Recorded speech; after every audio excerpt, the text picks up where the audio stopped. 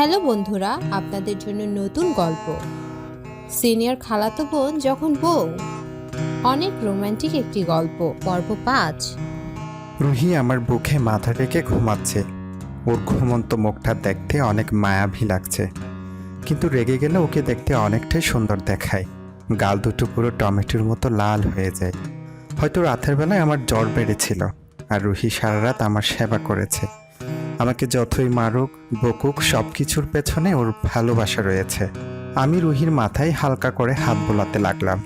রুহি আমায় আরেকটু শক্ত করে জড়িয়ে ধরল। হয়তো জেগে গেছে। আমি কিছু বললাম না। একটু পর রুহি বলল, কখন উঠছো ঘুম থেকে? এই তো একটু আগে। এখন কেমন লাগছে তোমার? তুমি সেবা করছো, ভালো না হয়ে পারি? সব সময় বেশি ভালো কেন? আচ্ছা, আর বলবো না, এখন ছাড়ো। না, আর একটু শুয়ে থাকি না তোমার বুকে? আমি আর কি বলবো। আরো কিছুক্ষণ শুয়ে থাকলাম। রুহি উঠতে চাইছে, এবার আমার পালা। নাস্তা করতে হবে না? তোমাকে জড়িয়ে ধরে থাকতে খুব ভালো লাগছে। আমি যা বললাম তুমি তাই বলছো, মানে প্রতিশোধ নিচ্ছ, তাই না? হা হা হা। আচ্ছা যাও। রুহি ফ্রেশ হয়ে নাস্তা বানাতে গেল, আর আমি আর একটু শুয়ে থেকে ফ্রেশ হতে গেলাম। ফ্রেশ হয়ে নিচে গেলাম। রুহি নাস্তা বানাতে ব্যস্ত। আমি একটু টিভিটা চালু করলাম। ভালো কিছুই হচ্ছে না। দেখি কার্টুনের চ্যানেল দিয়ে ডোরেমন হচ্ছে। হা হা, কি মজা! কার্টুন দেখার মজা সেটা তো তারাই বলতে পারবে যারা কার্টুন দেখে। রুহি আমার পাশে এসে দাঁড়ালো, আর আমার দিকে অবাক চোখে তাকিয়ে আছে। কি এমন করলাম যে এভাবে তাকিয়ে আছে? আজ আবার থাপ্পড় না খেতে হয়? তুমি এত বড় ছেলে, তারপরেও কার্টুন দেখো? মানে ছোটবেলার অভ্যেস।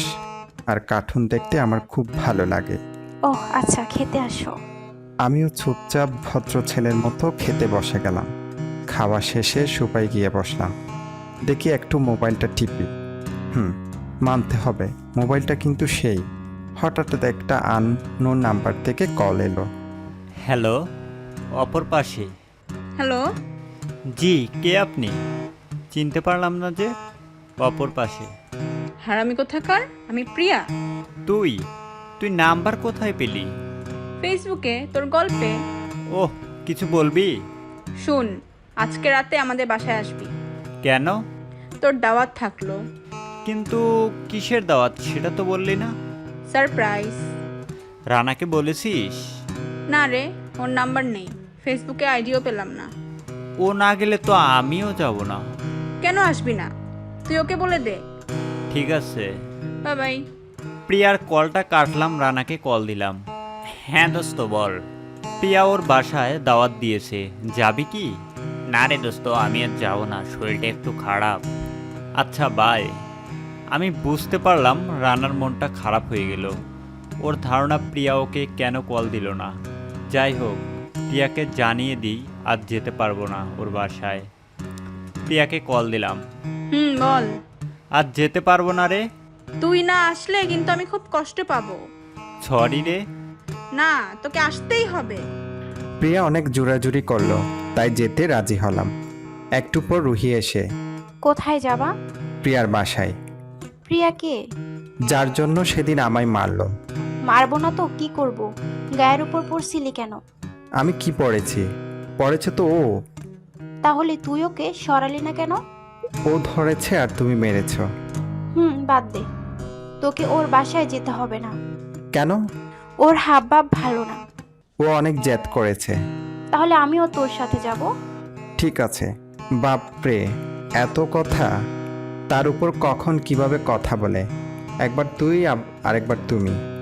পাগল হয়ে যাবে মনে হয়। এখন প্রিয়াকে বলে দিই সাথে আরো দুজন যাচ্ছে। দুজন বুঝলেন না তো? একটা রুহি আর একটা রানা। ওকে ছাড়া যাব কোনো মতেই না। দুপুরটাও আমরা রুহির খুনসুটিতে কেটে গেল। সন্ধ্যা হয়ে গেছে, মানে প্রিয়াদের বাসায় যেতে হবে। কি হলো, এসো। এই তো আর একটু। রুহি সিঁড়ি দিয়ে নামছে তো মনে হচ্ছে কোনো এক পরী আমার সামনে দিয়ে হেঁটে আসছে। নীল রঙের শাড়ি, মুখে হালকা মেকআপ, ঠোঁটে লাল লিপস্টিক, চোখে কাজল আর কপালে ছোট একটা কালো টিপ। কিন্তু ওর টিপটা বাঁকা হয়ে আছে। ও আমার কাছে আসতেই আমি ওর কপালের টিপটা ঠিকমতো লাগিয়ে দিলাম আর মুচকি একটা হাসি দিল, যা ওর সৌন্দর্য আরও বাড়িয়ে দিল। চলো। চলো। আমি বাইক স্টার্ট দিলাম আর রুহি পেছন থেকে আমায় জড়িয়ে ধরলো। তখন এতটাই খুশি লাগছিল যেন মনে হচ্ছিল রাস্তাটা যেন শেষ না হয়। এসব ভাবতে ভাবতে রানার বাসায় পৌঁছে গেলাম। শালা যেতে চাচ্ছিল না, জোর করে উঠিয়ে নিয়ে এসেছি। রানা তার বাইকে এবং আমি রুহি এক বাইকে।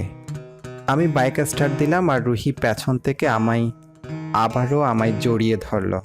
প্রিয়াদের বাসায় পৌঁছে গেলাম। প্রিয়াদের বাসায় ভালোই মজা হলো।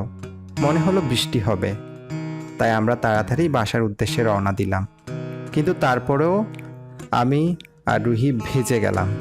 তারপর আমরা দুজন ভিজতে ভিজতে বাসায় এলাম। দুজনেই বৃষ্টিতে পুরো ভিজে গেছি। না জানি কখন আবার জ্বর আসে। রুহি ড্রেস চেঞ্জ করতে বাথরুমে গেল আর আমি অন্য ঘরে গিয়ে চেঞ্জ করে আসলাম। এসে কাঁথার নিচে মাথা ঢুকিয়ে শুয়ে পড়লাম। বৃষ্টির দিনে এভাবে শুয়ে থাকতে অনেক মজা লাগে। সাথে 1 কাপ গরম চা হলে তো কোনো কথাই নেই। রুহি এখনও বাথরুমে রয়েছে, সম্ভবত গোসল করছে। আমি করতে গিয়েও করলাম না, ঠান্ডা লেগে যেতে পারে। এমনিতে আমি দুর্বল ছেলে, তার উপর এত রাতে গোসল করলে নিশ্চিত জ্বর হবে।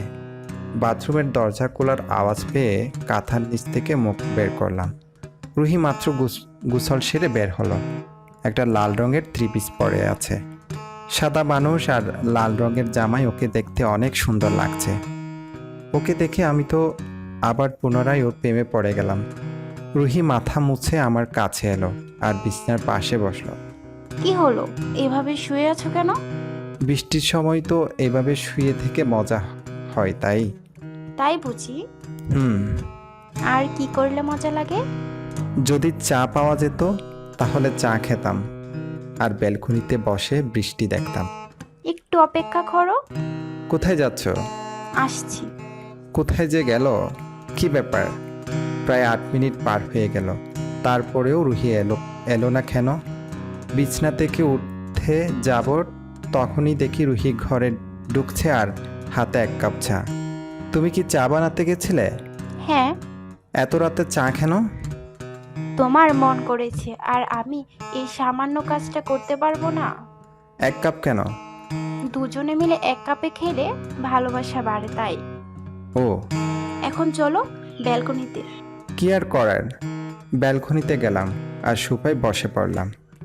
রুহি আবার এসে আমার কোলে বসলো। কি আর করব, একটা মাত্র কলিজা। জোরে জোরে বৃষ্টি হচ্ছে। চায়ের একবার রুহি চুমুক দিচ্ছে আর একবার আমি। চারপাশের পরিবেশ যেন খুব রোমান্টিক হয়ে উঠছে, সাথে আমিও। অনেক রাত হলো, ঘুমাবে না? চলো। দুজনে ঘরে এসে আজ একসাথে ঘুমাতে পারবো না। কেন? পাশে তোমার মতো সুন্দরী ঘুমালে নিজেকে কন্ট্রোল করতে সমস্যা হয়। তাই? আচ্ছা, আমি মার ঘরে যাচ্ছি। রুহি উঠে চলে যাচ্ছিল। আমার হঠাৎ কি হলো বুঝতে পারলাম না। আমার রুহিকে কিস করতে প্রচুর ইচ্ছে হচ্ছে। তারপর আমি রুহির হাত ধরে আমার কাছে নিয়ে আসলাম। রুহিকে যেই কিস করতে যাব ও দূরে সরে গেল। আমি ওর দিকে এগুতে থাকলাম। রুহিকে দেওয়ালের সাথে চেপে ধরলাম। এইবার একটু কিস খেলাম। আস্তে আস্তে কিসের মাত্রা বাড়াতে লাগলো। রুহিও এখন রেসপন্স করছে। আমি শুধু কিস করতে চেয়েছিলাম, কিন্তু ব্যাপারটা অনেক গভীরে চলে যায়। এই রাতে আমাদের মধ্যে শারীরিক সম্পর্ক হয়, আর এই রাতটা আমার জীবনে অন্ধকার ডেকে আনে। গল্পটি কেমন লাগছে এখনই লাইক এবং কমেন্টের মাধ্যমে জানিয়ে দিন এবং পরবর্তী পর্বের জন্য অপেক্ষা করুন।